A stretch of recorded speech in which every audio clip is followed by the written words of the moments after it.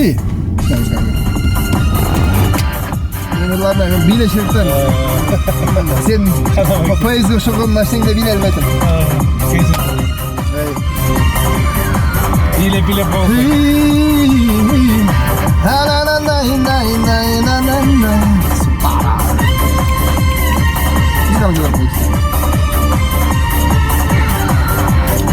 Kırgız yerim kos Caylov keremet Kırkırların askar Zolur kerilir Akıllından tanıp Dursa da hiç kim Arkin için özgün Geçeri keremet Hey leylek leylek leylek Kimdi sağındım Leyleğimdi közde Her gün tamındım İllek leylek Hatonun koşununda Baratamın sağan Beni tasıl Kırık aylandım çerin Kırgız kalkındım Dalay yolu taptım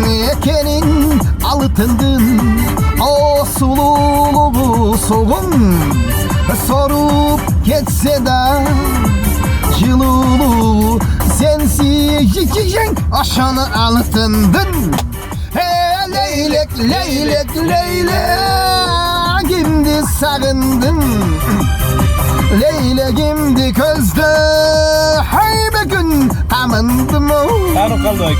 Leylek leylek Hatonun koşununda Baratamın sağan Beni tasıl Tibala Çaylo degen leylek bile vardır